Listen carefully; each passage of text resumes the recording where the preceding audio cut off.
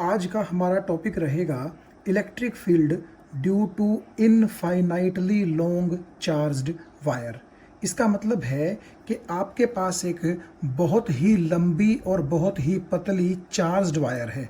मतलब सपोज कीजिए कि बेहद पतली एक ये वायर है इस तरीके से, ठीक है। और इसके ऊपर आपने क्या किया, किसी भी मेथड से सपोज कीजिए कि पॉजिटिव चार्ज इसकी सारी की सारी लेंथ पर आपने डिस्ट्रीब्यूट कर दिया, ठीक है।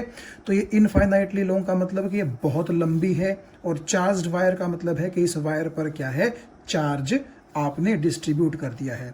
अब ऐसा है कि इस वायर के इस तरफ या इस तरफ कहीं भी, सपोज कीजिए मैं इस तरफ कह देता हूं, एक पॉइंट आपने ले लिया जो कि इस वायर से आर डिस्टेंस पर है।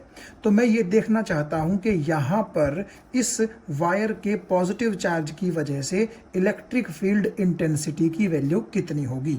ये आज का हमारा टॉपिक रहेगा। लेकिन उससे पहले मैं कुछ बातें कर लेता हूं आपके साथ। और सबसे पहली जो बात हम करेंगे वो ये करेंगे कि ये इनफाइनाइटली लॉन्ग वायर का क्या मतलब होता है। किसी भी वायर को हम इनफाइनाइटली लॉन्ग तब कहेंगे जब हमने पॉइंट ऑफ ऑब्जर्वेशन उस वायर के बहुत नज़दीक ले रखा है।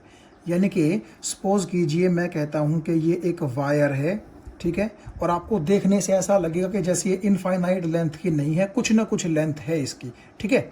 तो मान लीजिए मैंने एक पॉइंट ऑफ ऑब्जर्वेशन यहां लिया, यानी कि पॉइंट ऑफ ऑब्जर्वेशन का मतलब है कि इस पॉइंट से मैं इस वायर को क्या कर रहा हूं, ऑब्जर्व कर रहा हूं। और एक पॉइंट ऑफ ऑब्जर्वेशन सपोज कीजिए मैंने यहां लिया। तो इस पॉइंट के हिसाब से तो आप देखिएगा कि ये वायर इनफाइनाइटली लॉन्ग नहीं कहलाएगी, लेकिन इस पॉइंट के हिसाब से ये वायर इनफाइनाइटली लॉन्ग कहलाएगी। इस चीज को समझने के लिए आप इस तरह से देखिए कि मान लीजिए आपके सामने एक मोबाइल टावर है, काफी ऊंचा, बहुत ऊंचा टावर है। तो अगर मैं इस वायर को एक टावर की तरह से कंसिडर करूं, तो सपोज कीजिए आप उस टावर से बहुत दूर हैं, तो नेचुरली वो टावर बहुत लंबा होते हुए भी आपको कैसा नजर आएगा कि उसकी लंबाई शायद बहुत लंबी नहीं है, वो बहुत ऊंचा नहीं है।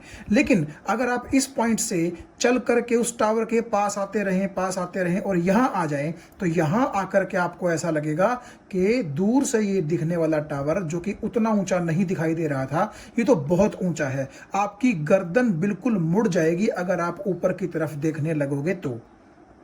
ये बात आपको समझ में आ गई है कि नहीं आ गई?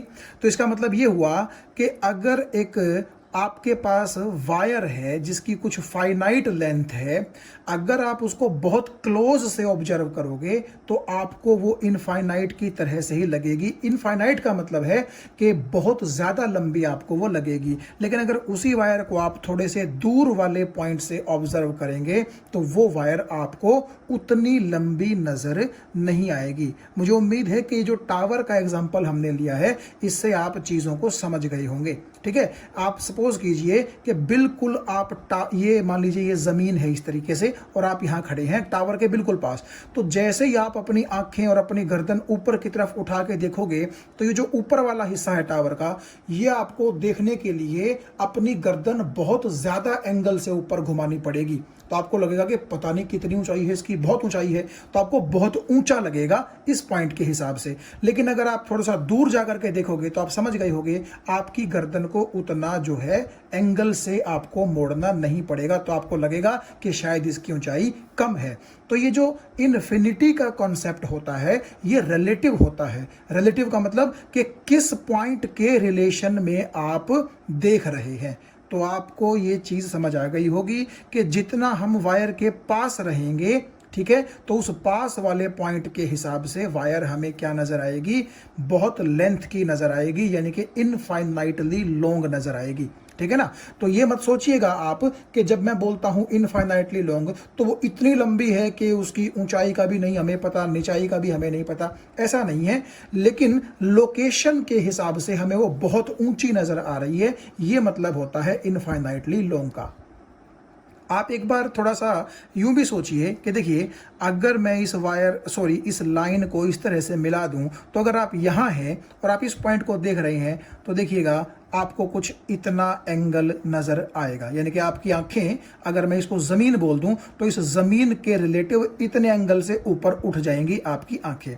फिर आप थोड़ा सा पास आ गए, यहां आ गए, और फिर अगर मैं इस पॉइंट को यहां मिला दूं, देखिएगा तो ये एंगल क्या हो गया, थोड़ा सा और बढ़ गया, यानी कि आपकी आंखों को थोड़ा सा और ऊंचा देखना पड़ेगा, आपकी गर्दन को थोड़ी सी तकलीफ होगी। फिर आप यहां आ गए, सपोज कीजिए, तो यहां जब आप आ गए तो इस पॉइंट को जब मैं इस तरह मिलाऊंगा तो देखिएगा जमीन के रिलेटिव आपकी आंखें थोड़ी सी और ऊंचा एंगल पे चली गई, यानी आपकी गर्दन को थोड़ी सी और तकलीफ हुई। तो कुल मिला के जितना आप पास आते जा रहे हैं, आप ऐसा नहीं सोच रहे कि ये एंगल बढ़ता जा रहा है। तो सपोज कीजिए इस पॉइंट पर आने के बाद ये एंगल इतना बढ़ गया कि ये एंगल अप्रोक्सीमेटली 90 डिग्री हो गया। आप जानते हैं एग्जैक्टली तो 90 डिग्री नहीं होगा, लेकिन अप्रोक्सीमेटली ये एंगल बढ़ते बढ़ते बढ़ते, ठीक है, इतना करीब आ गए हम कि ये वाला एंगल बढ़ते बढ़ते एग्जैक्टली, या फिर रफली कह लीजिए, नॉट एग्जैक्टली, रफली कितना हो गया, 90 डिग्री हो गया। तो हम मान लेंगे कि हमारे पॉइंट के लोकेशन के हिसाब से उस वायर की लेंथ कैसी है, इनफाइनाइट है। तो चलिए अब बात करते हैं गॉसियन सरफेस की। गॉसियन सरफेस, जैसा कि हमने पिछले वीडियो लेक्चर में गॉस लॉ पढ़ा था, ठीक है, तो उस गॉस लॉ के बेस पर ही एक सरफेस का नाम रख दिया गया है गॉसियन सरफेस। अगर हम बिल्कुल सिंपल डेफिनेशन की बात करें तो गॉसियन सरफेस क्या होता है, एक क्लोज्ड 3D सरफेस होता है जिसकी हेल्प से हम गॉस लॉ के अकॉर्डिंग जो फ्लक्स हैं वो कैलकुलेट करते हैं। क्लोज्ड का मतलब क्या है, बिल्कुल ये बंद होगा, कहीं से भी कटा फटा नहीं होगा, खुला नहीं होगा। और 3D का मतलब आप समझ ही गए होंगे, ठीक है, जिस तरह से फुटबॉल है वो आप देखिएगा 3D होती है, और सर्कल जो होता है वो 2D होता है। तो ये फर्क है 3D और 2D में। तो ये जो गॉसियन सरफेस है ये एक क्लोज्ड 3D सरफेस है जिसको हम गॉस लॉ के अंदर यूज करते हैं। किस लिए, फ्लक्स को निकालने के लिए। अब थोड़ा सा इसको हम एक बार देख लेते हैं।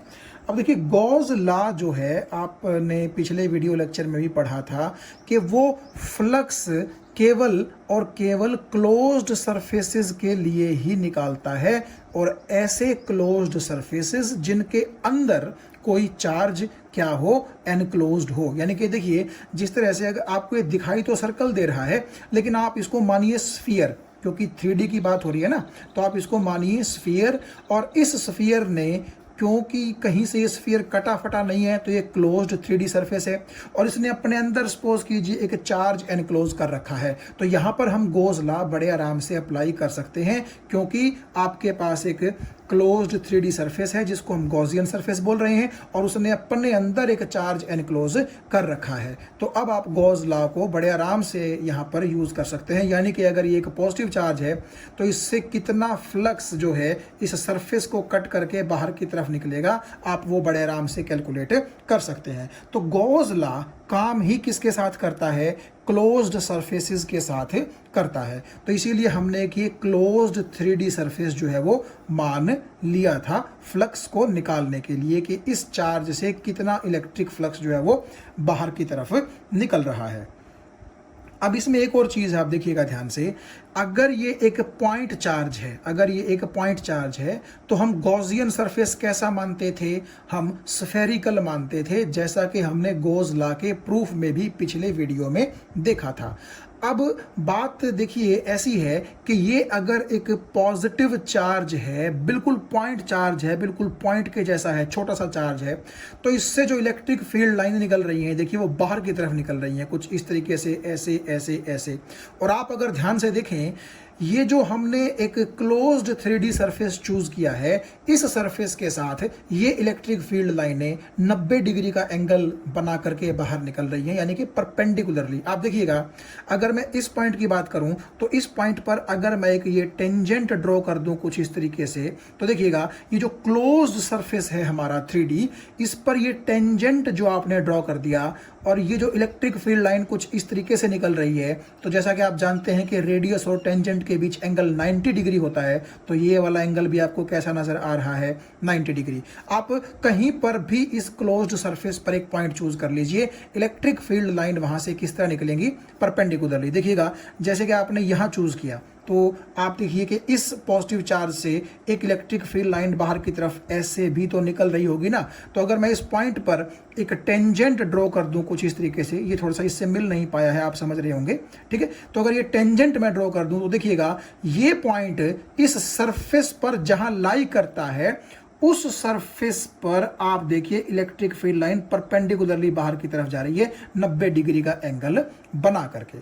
तो ये गॉसियन सरफेस जो है ये बेसिकली एक क्लोज्ड 3D सरफेस होता है जो हमें क्या करता है, एक चार्ज एनक्लोज्ड की वजह से फ्लक्स कैलकुलेट करने में हेल्प करता है। क्योंकि गॉस लॉ जो हमने पिछले लेक्चर में पढ़ा वो वैलिड ही किसके लिए है, क्लोज्ड सरफेसेस के लिए है। और फिर हम बड़े आराम से ये फॉर्मूला लगा सकते हैं कि अगर इस क्लोज्ड सरफेस ने अपने अंदर सपोज कीजिए क्यू चार्ज एनक्लोज कर रखा है, तो फ्लक्स का फॉर्मूला क्या होगा, 1/ε0 टाइम्स ऑफ दिस चार्ज। तो गॉसियन सरफेस का सिंपली ये मतलब होता है कि आपने कोई चार्ज लिया और उस चार्ज की वजह से आपको फ्लक्स कैलकुलेट करने हैं, और वो फ्लक्स तब तक कैलकुलेट नहीं हो सकते गॉस लॉ से जब तक कि आपके पास कोई क्लोज्ड सरफेस ना हो। तो वो जो क्लोज्ड 3D सरफेस आप मानते हैं गॉस लॉ को एप्लीकेबल करने के लिए, गॉस लॉ की हेल्प से फ्लक्स निकालने के लिए, उस क्लोज्ड 3D सरफेस को ही क्या बोला जाता है, गॉसियन सरफेस। तो अब हम देखते हैं कि जो इलेक्ट्रिक फील्ड लाइंस निकलेंगी किससे, लाइन चार्ज से। अब देखिए मैं पॉइंट चार्ज की बात नहीं कर रहा, लाइन चार्ज की बात कर रहा हूं। तो वो इलेक्ट्रिक फील्ड लाइंस कैसी होंगी। अब लाइन चार्ज का क्या मतलब है कि चार्ज जो है बेसिकली वो एक लाइन के ऊपर दिया गया है। जैसे कि आपने शुरू में देखा था कुछ देर पहले कि एक वायर थी कुछ इस तरीके से, तो ये वायर क्योंकि बहुत ही पतली है तो आपको एक लाइन की तरह नजर आ रही है ना, ठीक है। तो इसके ऊपर आपने क्या किया था, पूरी की पूरी वायर पर पॉजिटिव चार्ज जो है वो डिस्ट्रीब्यूट कर दिया था यूनिफॉर्मली। तो इस वायर को जिसके ऊपर आपने चार्ज दे रखा है आप एक लाइन चार्ज बोल सकते हैं, because charge is distributed over the whole line. अब देखिए इससे जो निकलने वाली इलेक्ट्रिक फील्ड लाइंस हैं वो कैसी होंगी। देखिए आपको ये चीज़ पता है कि पॉजिटिव चार्ज से इलेक्ट्रिक फील्ड लाइंस कहाँ निकलती हैं, बाहर। तो आप सोचिएगा कि अगर मैं ये मान लूँ कि ये एक पॉजिटिव चार्ज है तो यहाँ से इस पॉइंट से जो इलेक्ट्रिक फील्ड लाइन है वो यूँ बाहर की तरफ निकलेगी, ठीक है। इस पॉइंट से भी यूँ बाहर की तरफ निकलेगी, इस पॉइंट से भी यूँ बाहर की तरफ निकलेगी, इस पॉइंट से भी यूँ बाहर की तरफ, एंड सो ऑन। तो इस तरह आप देखिएगा अगर हम पूरी की पूरी लाइन के ऊपर पॉजिटिव चार्ज देंगे तो जहाँ जहाँ वो पॉजिटिव चार्ज इस लाइन पर है वहाँ से आउटवर्ड निकलेंगी बाहर की तरफ। सिमिलरली क्योंकि ये बहुत ही पतली वायर है तो इफेक्ट इस तरफ भी होगा पॉजिटिव चार्ज का, यानी कि इलेक्ट्रिक फील्ड लाइन इस तरफ भी होगी, इस तरफ भी होगी, इस तरफ भी होगी, इस तरफ भी होगी, इस तरफ भी होगी, ऐसे। तो आप बेसिकली ये बोल सकते हैं कि जो इलेक्ट्रिक फील्ड लाइंस निकलेंगी एक लाइन चार्ज से वो रेडियली आउटवर्ड निकलेंगी। अब ये रेडियली आउटवर्ड का क्या मतलब है, रेडियली जो शब्द है वो रेडियस से बना है। अब यहाँ पर रेडियस का क्या मतलब है, तो हम इस चीज़ को देखते हैं कि ये रेडियस शब्द से जो बनने वाला है radially outward, RADIALLY, radially outward जो ये शब्द मैंने यूज़ किया है लाइन चार्ज के लिए, electric field lines radially outward होंगी। तो इसका क्या मतलब है अब हम ये देखते हैं। आपकी थोड़ी सी और क्लैरिटी के लिए देखिए मुझे एक ये टेप मिली है, ये भी एक सिलेंडर ही तो है, और मान लीजिए इसके बीचों बीच मैंने ये एक पेंसिल रख दी, ठीक है। और ये पेंसिल जो है ये पूरी की पूरी पॉजिटिवली चार्ज है, तो इस पर पॉजिटिव चार्ज आप देखिएगा यहाँ पर भी है इसकी, और ए यहाँ पर भी है, और ए यहाँ पर भी है। तो बेसिकली अगर मैं यहाँ पर एक आपको ब्लू लाइन लगा करके दिखाऊं इस पेन से, ये देखिएगा ये पूरी की पूरी ब्लू लाइन पर आपको क्या होगा, पॉजिटिव चार्ज मिलेगा। यानी कि आप ये मान के चल लीजिए कि ये भी पॉजिटिव चार्ज है, ये भी पॉजिटिव चार्ज है, ये भी पॉजिटिव चार्ज है, तो पूरी की पूरी इसकी जो ये कर्व्ड सरफेस है आपकी पेंसिल का, इस पर वो चार्ज जो है वो प्रेजेंट है। तो अगर मैं इसको ऐसे रख दूं आप देखिएगा तो क्या होगा, यहाँ से जो इलेक्ट्रिक फील्ड लाइन निकलेगी वो आपकी परपेंडिकुलरली आउटवर्ड ऐसे निकलेगी, यहाँ से इस तरह निकलेगी, यहाँ से इस तरह निकलेगी। और आप देखिएगा, आपको मैंने जब कहा था कि इस सिलेंडर की एक्सिस की तरह से काम कर रही है ये पेंसिल या फिर एक ये लीनियर चार्ज, तो आपको ऐसा नहीं लगता कि जो इलेक्ट्रिक फील्ड लाइनें बाहर निकल रही हैं वो बेसिकली रेडियस के अलोंग बाहर निकल रही हैं? क्योंकि देखिए, सेंटर से लेकर के सरकमफेरेंस तक का डिस्टेंस आपका क्या होता है, रेडियस। तो हमें ऐसा लगेगा कि ये जो इलेक्ट्रिक फील्ड लाइन है वो रेडियस के अलोंग अलोंग इस तरफ भी बाहर निकल रही है, इस तरफ भी बाहर निकल रही है, इस तरफ भी बाहर निकल रही है, इस तरफ भी बाहर निकल रही है, इस तरफ भी बाहर निकल रही है, इस तरफ भी बाहर निकल रही है। तो हमें ऐसा लगेगा कि वो इलेक्ट्रिक फील्ड रेडियस के अलोंग अलोंग बाहर निकल रही है। इसीलिए मैंने कहा था electric field lines due to a linear charge, ठीक है, कैसी होंगी, रेडियली आउटवर्ड्स होंगी। और यहां आप एक और चीज देख सकते हैं, जो ये इलेक्ट्रिक फील्ड लाइनें मैंने बाहर की तरफ निकाली हैं, ये बेसिकली आपके राइट साइड में, लेफ्ट साइड में, अप साइड में, डाउन साइड में, हर जगह है रेडियली आउटवर्ड। ये इलेक्ट्रिक फील्ड लाइनें बिल्कुल सीधी हैं, आप देखिएगा, ये कर्व नहीं होंगी। क्योंकि मान लीजिए मैं कहता हूं कि इस पॉजिटिव चार्ज से निकलने वाली जो इलेक्ट्रिक फील्ड लाइन है वो थोड़ी सी टेढ़ी हो गई, कुछ इस तरीके से टेढ़ी होगी, सपोज कीजिए, तो ऐसा नहीं हो सकता। क्यों नहीं हो सकता? क्योंकि आप ये देखिए कि ये इलेक्ट्रिक फील्ड लाइन और ये इलेक्ट्रिक फील्ड लाइन आपस में यहाँ पर क्या कर गए, इंटरसेक्ट कर गए। और ये चीज़ हम पहले पढ़ चुके हैं कि इलेक्ट्रिक फील्ड लाइंस आपस में इंटरसेक्ट नहीं कर सकती। इसीलिए ये इलेक्ट्रिक फील्ड लाइनें जो हैं इस तरह से एक दूसरे के पैरेलल होंगी, बिल्कुल यूं जैसे मैंने आपको दिखा रखा है। तो यहाँ आप देखिए, मैंने जो ये आपको वायर दिखाई थी जिसके ऊपर मैंने पॉजिटिव चार्ज दिया था, जिसको हम एक लीनियर चार्ज बोल रहे थे, मैंने उसके लिए जो गॉसियन सरफेस है, आप देखिए एक सिलेंड्रिकल सरफेस को चूज किया है, ठीक है। यानी कि ये जो मेरी वायर है जिसके ऊपर यूनिफॉर्मली पॉजिटिव चार्ज डिस्ट्रीब्यूटेड है, इस वायर को इस सिलेंडर ने, जो कि मैंने डार्क लाइन से दिखा रखा है, आपको लग रहा होगा इस सिलेंडर ने अपने अंदर क्या कर रखा है, इस वायर को एनक्लोज कर रखा है। तो मैंने लिखा भी है cylindrical Gaussian surface which encloses line charge, ठीक है।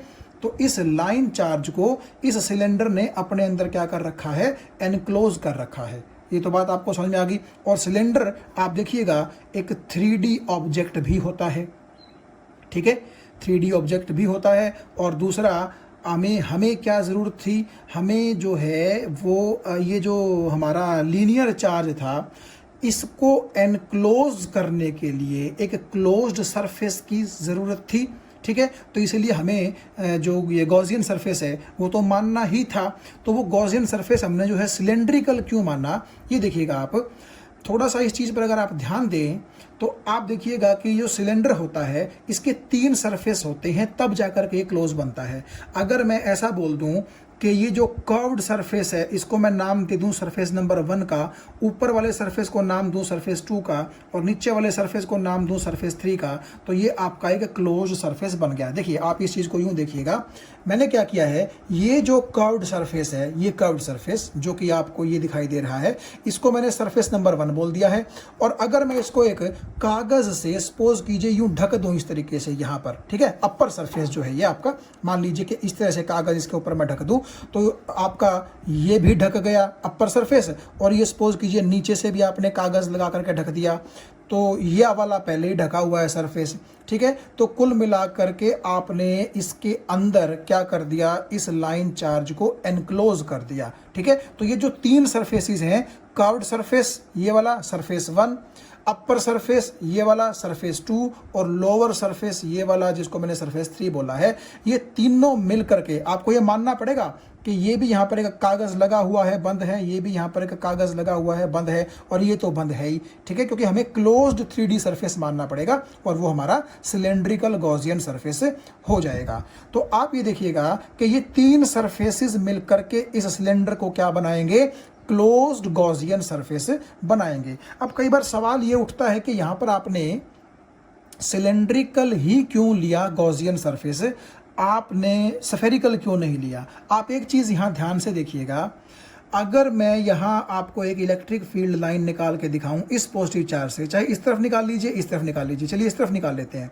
तो देखिए ये इलेक्ट्रिक फील्ड लाइन कुछ जो ऐसे बाहर की तरफ निकलेगी, आप ये देखिए वो इस कर्व्ड सरफेस के साथ 90 डिग्री का एंगल बना करके बाहर की तरफ जा रही है। मतलब कि आप इस तरह सोचिए कि ये जो है हमने एक टेप रख दी है और यहाँ पर ये जो एक पेंसिल है, तो ऐसा होगा कि ये जो पेंसिल है यहाँ से जो आपकी इलेक्ट्रिक फील्ड लाइन निकलेगी यहाँ से, ठीक है, वो बिल्कुल इस पेन के पैरेलल निकलेगी। आपको नजर आ रहा होगा, बिल्कुल इस तरफ निकलेगी जिस तरफ पेन यूं चल रहा है, इस तरफ, ठीक है। तो नेचुरली आप देखिएगा इलेक्ट्रिक फील्ड लाइन आपकी इस तरफ है, जबकि सरफेस आपका ये है, तो सरफेस पर टेंजेंट ऐसे होगा और इलेक्ट्रिक फील्ड लाइन आपकी पेन के डायरेक्शन में ऐसी होगी, तो एंगल उनके बीच में देखिए कितना होगा, 90 डिग्री। तो यहाँ पर सिलेंडर हमारा पर्पस जो है वो सॉल्व कर देगा।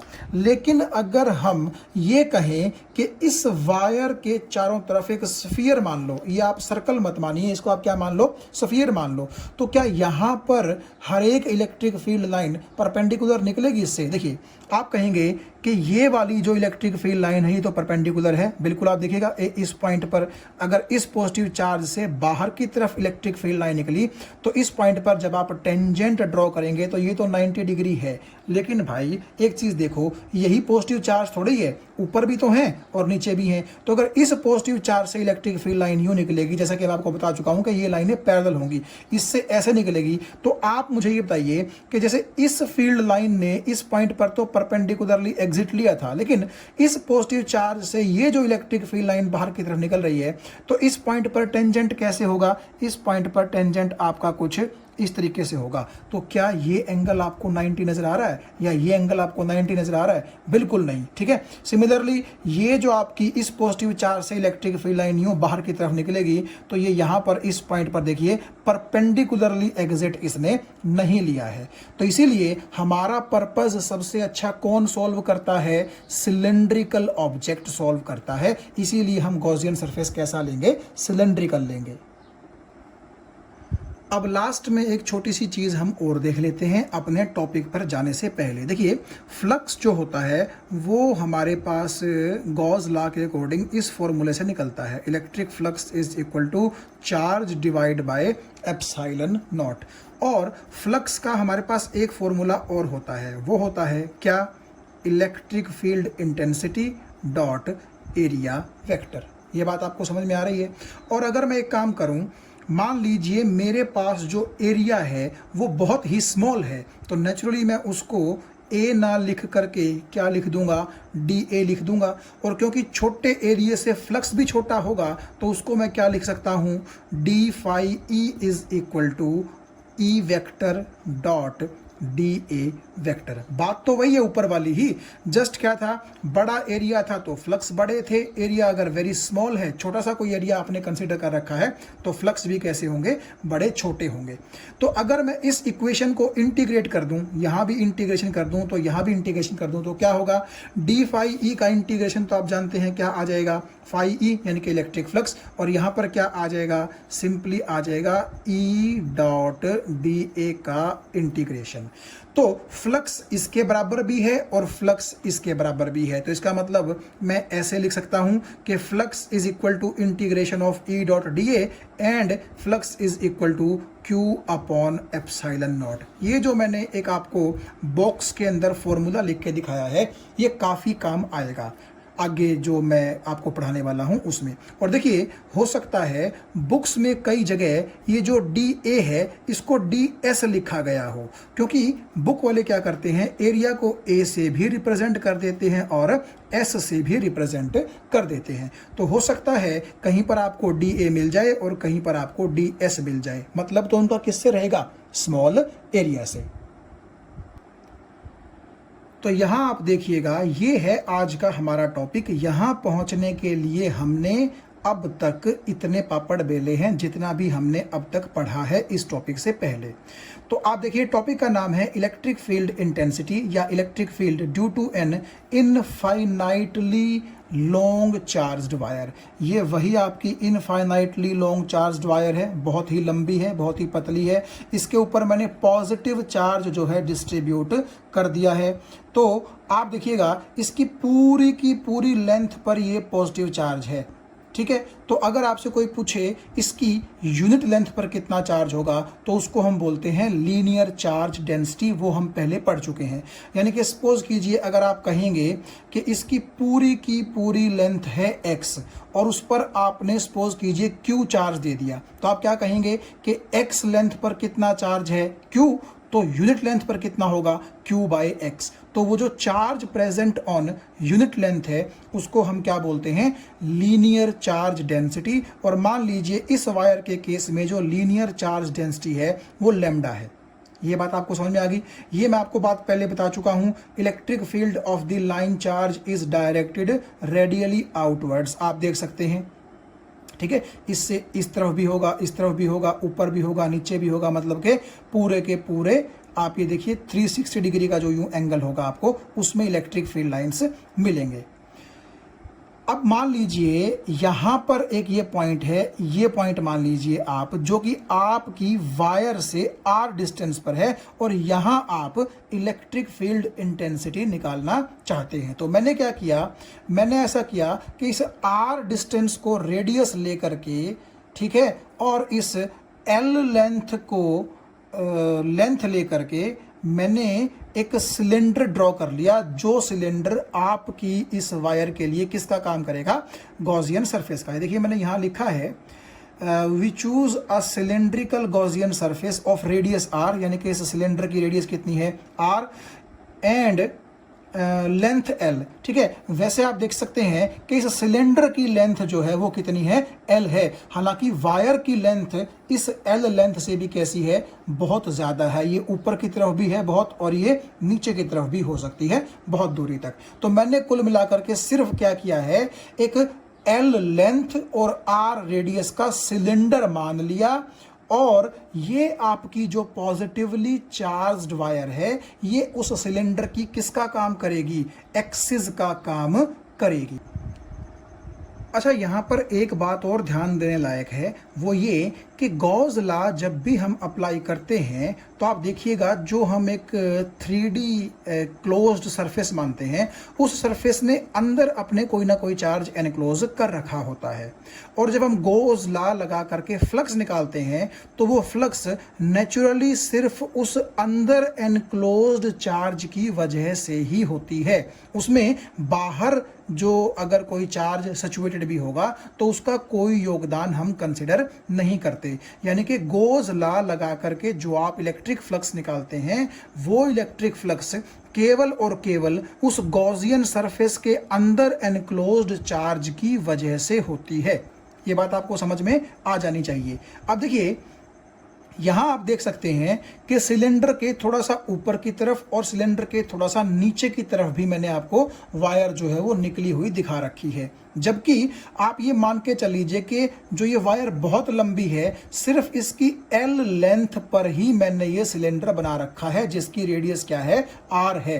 तो मैं जो इलेक्ट्रिक फ्लक्स निकालूंगा वो मैं आपको बता दूं सिर्फ उतने चार्ज की वजह से होगी जितना चार्ज इस सिलेंडर के अंदर एनक्लोज होगा, ठीक है। तो आप ये देखिएगा कि अगर मैं आपको टोटल फ्लक्स का फॉर्मूला बताऊं फाई ई, तो वो होता है Q by epsilon not. Q को मैंने रख दिया लैम्डा इंटू L। क्यों रख दिया, क्योंकि देखिए Q का क्या मतलब होता है, Q का मतलब होता है गॉसियन सरफेस यानी कि क्लोज्ड 3D सरफेस के अंदर का चार्ज। और आप देखिएगा ये सिलेंडर के अंदर अंदर जितना चार्ज होगा, अगर मैं उसको Q कह रहा हूं तो वो Q लैम्डा इंटू L के बराबर होगा। क्यों, क्योंकि देखिए लैम्डा का मतलब होता है यूनिट लेंथ पर कितना चार्ज है।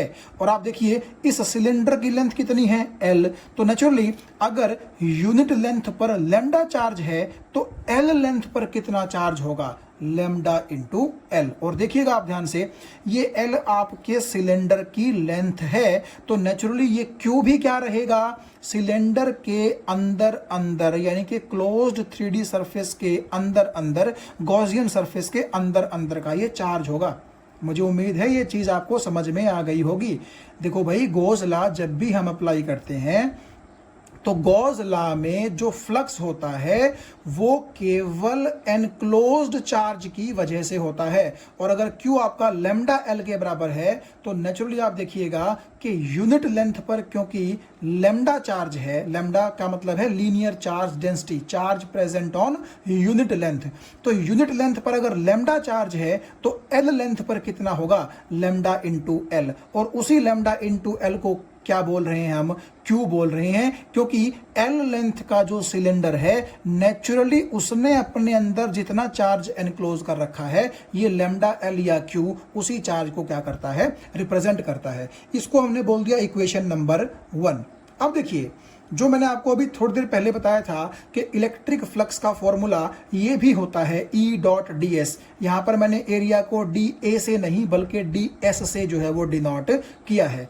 हुआ कुछ ऐसा है कि मैंने यहां पर एक वेरी स्मॉल एरिया एलिमेंट लिया है, तो नेचुरली उसकी वजह से यहां पर ds आ गया और उसका जो फ्लक्स होगा वो भी छोटा होगा। लेकिन अगर हमें पूरे के पूरे सरफेस एरिया के अंदर जो है फ्लक्स देखना है तो फिर हमें क्या करना पड़ेगा, इंटीग्रेट करना पड़ेगा। अब ये इंटीग्रेशन के साइन के अंदर आपको देखिए ये गोला सा जो नजर आ रहा है, ये गोला क्या रिप्रेजेंट करता है, इस गोले का मतलब है कि आप जो ये E.ds निकाल रहे हैं ये आप एक क्लोज्ड सरफेस के लिए निकाल रहे हैं। और मैंने आपको बताया था कि ये सिलेंडर जो है, ये सिलेंडर क्लोज सरफेस कितने सरफेसेस से मिलकर बनेगा।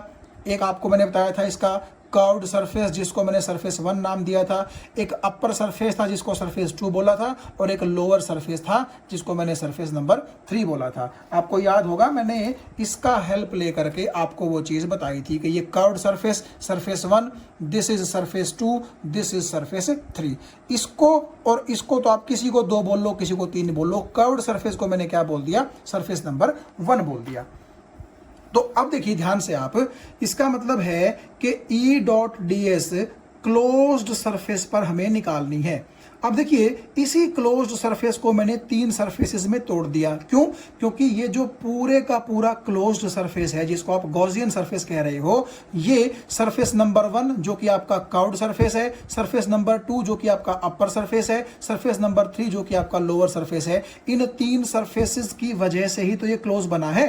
तो ये प्लस का क्या मतलब है कि surface 1 plus surface 2 plus surface 3 ये मिलकर के इस क्लोज्ड सरफेस को क्या करते हैं, बनाते हैं। ये बात आपको समझ में आ गई होगी। और देखिएगा मैंने यहां लिख दिया है सरफेस 1, सरफेस 2, सरफेस 3। लेकिन यहां इंटीग्रेशन में मैंने ये वाला क्लोज्ड सरफेस का सिंबल नहीं बनाया। क्यों नहीं बनाया? क्योंकि आप देखिए ये तीनों मिलकर के क्लोज सरफेस बनाते हैं, लेकिन ये तीनों अलग अलग जब आप कंसीडर करेंगे तो ये अलग अलग तो क्लोज सरफेस नहीं है ना। मेरा मतलब कहने का ये है कि अगर आप सिर्फ इस सरफेस को कंसीडर करें अकेला, सरफेस 1 को जो कि मैंने यहां लिखा है, तो ये क्लोज नहीं है।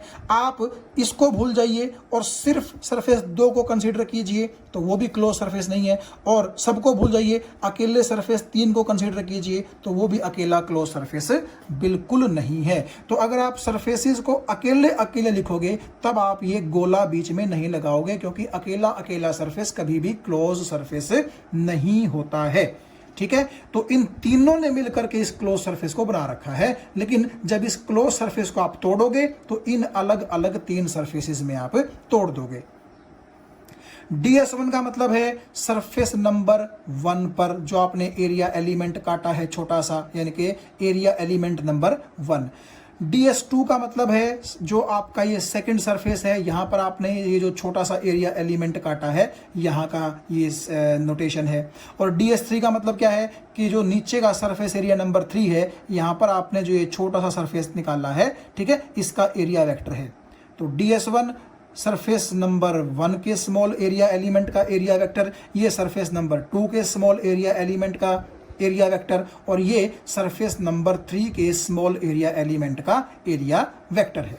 अब हम इसको थोड़ा सा क्या करते हैं, डीप में देखने की कोशिश करते हैं। देखिए आप सबसे पहले सरफेस नंबर 1 को देखिएगा, E.ds1 तो क्या हो जाएगा, A.b, AB cos थीटा, तो E into ds1 into cos 0। यहां पर आप देखिएगा इलेक्ट्रिक फील्ड और जो ये एरिया वेक्टर है इनके बीच का एंगल 0 किस लिए हुआ, क्योंकि आप यहाँ पर देखिएगा, जो आपकी पेंसिल पहले मैंने ले रखी थी, अब की बार मैंने पेन ले लिया, आप इसको इस तरीके से सपोज कीजिएगा, ठीक है। तो ऐसे, तो आप यहाँ ध्यान से देखिएगा, यहाँ होता इस तरीके से है कि अगर यहाँ पर कोई पॉजिटिव चार्ज होगा तो उस पॉजिटिव चार्ज से जो इलेक्ट्रिक फील्ड लाइन है वो इस तरफ निकलेगी, यूं जहाँ पेंसिल गई है, ठीक है।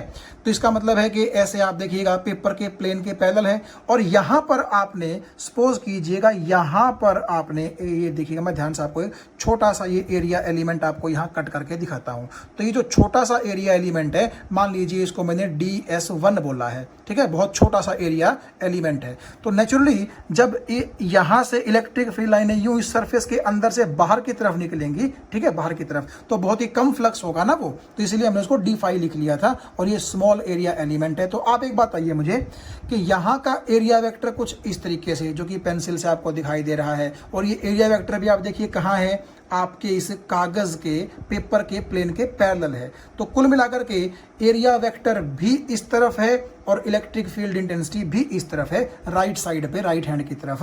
तो दोनों के बीच में एंगल कितना है, 0। और ये चीज आप यहां भी देख सकते हैं, क्योंकि देखिएगा अगर ये पॉजिटिव चार्ज है तो इससे इलेक्ट्रिक फील्ड इंटेंसिटी यूं निकलेगी, और इस कर्व्ड सरफेस पर जो आपने छोटा सा एरिया एलिमेंट काट रखा है उसका एरिया वेक्टर भी इस तरफ होगा। तो एंगल दोनों के बीच में कितना हो जाएगा, 0 डिग्री। तो इसलिए यहाँ पर 0 डिग्री है। हाँ, सरफेस 2 पर और सरफेस 3 पर ये एंगल कितना रहेगा, 90 रहेगा। वो आप समझ ही रहे हैं, देखिएगा जैसे सरफेस 2 की मैं बात करता हूं, सिमिलरली आप समझ लीजिएगा कि सरफेस 3 के लिए है।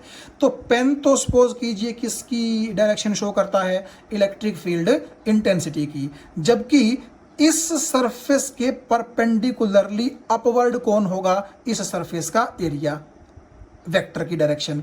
मतलब आप सपोज कीजिए कि यहां आपने एक छोटा सा एरिया एलिमेंट काट रखा है, देखिए मैं इसको थोड़ा सा हथेली से ढक के दिखाता हूं, इस तरह, ठीक है। तो यहां पर आपने जो छोटा सा एरिया एलिमेंट काट रखा है, तो नेचुरली उसका जो एरिया वेक्टर होगा वो कहां होगा, अपवर्ड होगा। ये चीज हम पहले पढ़ चुके हैं कि सरफेस एरिया के कहां होता है, परपेंडिकुलरली। तो इस सरफेस एरिया के परपेंडिकुलरली का मतलब कहां होगा, अपवर्ड, ठीक है। जबकि इलेक्ट्रिक फील्ड लाइन आपकी इस तरफ है, तो एरिया वेक्टर आपका उंगली की डायरेक्शन में है। तो देखिए दोनों के बीच में एंगल कितना आपका 90 डिग्री है। तो 90 डिग्री होने से क्या होगा, कोस 90 आपका कितना हो जाएगा, 0। तो यहां पर भी आपका थीटा 90 रहेगा, तो कोस 90 0। तो ये भी चीज आपको 0 रिजल्ट देगी। और सिमिलरली जो सरफेस 3 है उसमें क्या होगा, देखिए ये जो सरफेस 3 था इसका एरिया वेक्टर कहाँ होगा, नीचे की तरफ। इलेक्ट्रिक फील्ड आपकी पेपर के प्लेन के कहाँ रहेगी, पैरेलल रहेगी। तो वहां पर भी एंगल 90, और वो भी आपको कितना रिजल्ट देगा, 0।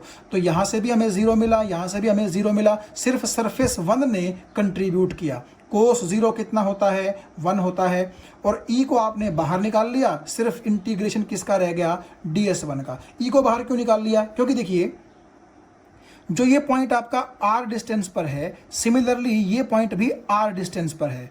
तो r डिस्टेंस पर जितने आप पॉइंट्स लेंगे सब पर इलेक्ट्रिक फील्ड इंटेंसिटी की वैल्यू कैसी होगी, सेम। मेरा मतलब ये है कि अगर आप इसको एक बार फिर से कंसीडर करें, तो अगर आप ये देखिएगा कि लीनियर चार्ज कुछ इस तरीके से रखा हुआ है, तो होगा ऐसा कि ये जो आपका r डिस्टेंस पर पॉइंट है, तो चाहे वो यहाँ हो, यहाँ हो, यहाँ हो, या फिर इस साइड हो, हर पॉइंट पर इलेक्ट्रिक फील्ड इंटेंसिटी की वैल्यू कैसी होगी, सेम होगी। तो जो चीज़ सेम है इसका मतलब वो चेंज नहीं हो रही, वो कांस्टेंट है, और उसको हमने इंटीग्रेशन से बाहर निकाल लिया। तो E और DS1 का इंटीग्रेशन कितना होगा, देखिए आप ध्यान से सुनिएगा। आप ये देखिएगा कि यहाँ से सेंटर से लेकर के और यहाँ तक की जो रेडियस थी वो r मान रखी है हमने इस सिलेंडर की।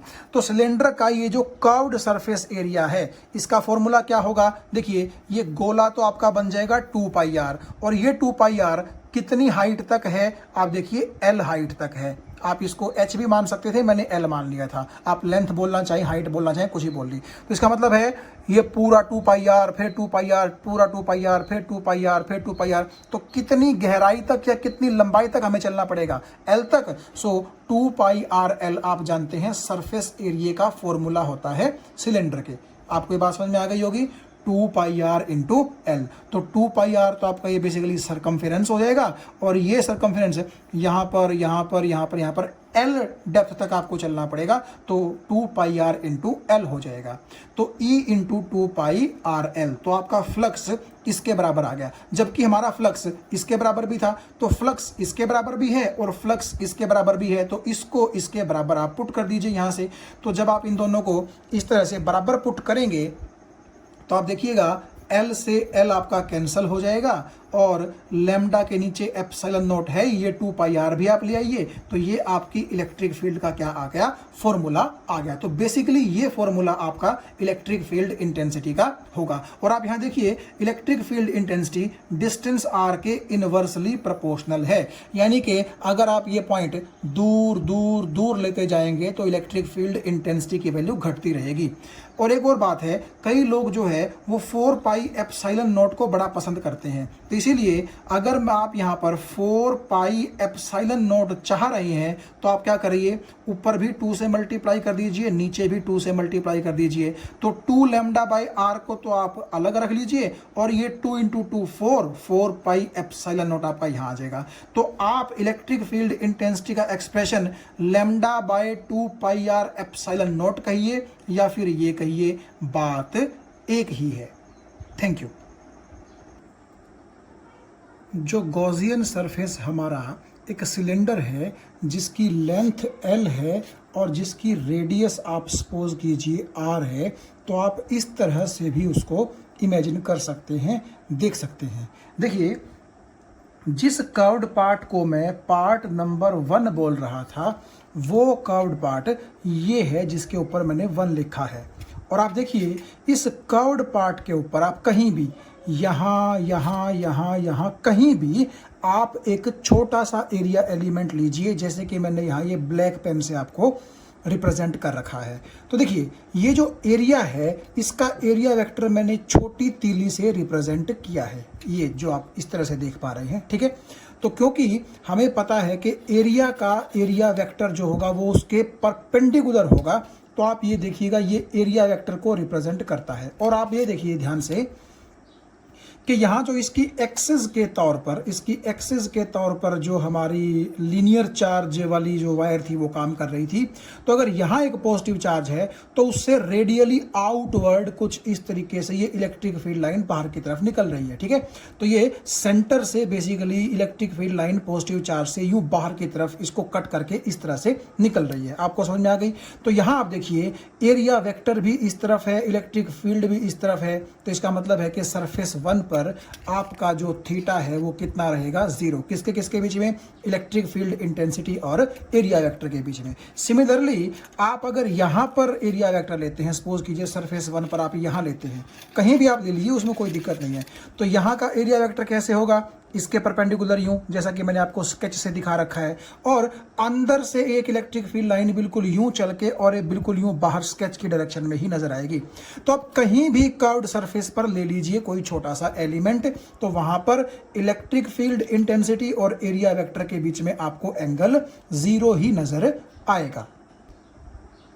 और यहां ये आप देखिए, ये जो ऊपर वाला सरफेस है जिसको मैंने सरफेस 2 बोला था, नीचे वाले सरफेस को मैंने सरफेस 3 बोला था, तो मैं पहले बात सरफेस 2 की कर लेता हूं। तो आप देखिएगा इस सरफेस पर आप देखिए एरिया वेक्टर कहाँ होगा, परपेंडिकुलरली अपवर्ड्स होगा। ये देखिए मैं आपको थोड़ा सा टेढ़ा करके दिखा रहा हूँ कुछ इस तरीके से, ठीक है। ये सरफेस नंबर 2 है, तो इसका एरिया वेक्टर आपने क्या किया, यहाँ पर एक छोटा सा एरिया एलिमेंट ले लिया या यहाँ पर ले लिया, कहीं पर भी आप लीजिए, एरिया वेक्टर हमेशा कहाँ रहेगा, ऊपर की तरफ रहेगा, जैसे आपको नजर आ रहा है, देखिएगा। और ये क्या है, आपकी इलेक्ट्रिक फील्ड लाइन इससे परपेंडिकुलरली इस तरफ होगी, जैसे कि आप इस तीली को मान करके चलिए, आपको बात समझ में आ रही होगी, ठीक है। तो यहाँ आप देख सकते हैं इन दोनों के बीच में एंगल कितना है, 90 डिग्री है, क्योंकि ये आपकी जो तीली है ये बेसिकली इस ग्रीन बोर्ड के प्लेन के पैरेलल है, और ये तीली ग्रीन बोर्ड के प्लेन के कहाँ है, परपेंडिकुलर। तो आप देखिए सरफेस 2 के लिए जब मैं बात करता हूं तो इलेक्ट्रिक फील्ड और एरिया वेक्टर के बीच में 90 डिग्री का एंगल है, तो कोस 90 कितना होता है, 0, इसीलिए सरफेस 2 की फ्लक्स कितनी थी, 0। सिमिलरली आप देखिएगा जो आपका नीचे की तरफ होगा, ये नीचे की तरफ जो एरिया है इसका एरिया वेक्टर यूं होगा नीचे की तरफ, तो यहां भी आप देखिए एरिया वेक्टर और इलेक्ट्रिक फील्ड इंटेंसिटी के बीच 90 का एंगल रहेगा, यानी कि यहां पर भी आपका cos 90 जीरो रहेगा और फ्लक्स कितना होगा, जीरो होगा। तो कुल मिलाकर के जो ये वाला एरिया है और जो ये वाला एरिया है, ये आपके सरफेस एरिया फ्लक्स में कंट्रीब्यूट नहीं करेंगे, केवल ये एरिया नंबर 1 जिसको मैंने बोला है यही फ्लक्स के अंदर कंट्रीब्यूट करेगा, जिसमें इलेक्ट्रिक फील्ड इंटेंसिटी और एरिया वेक्टर के बीच में 0 डिग्री का एंगल था।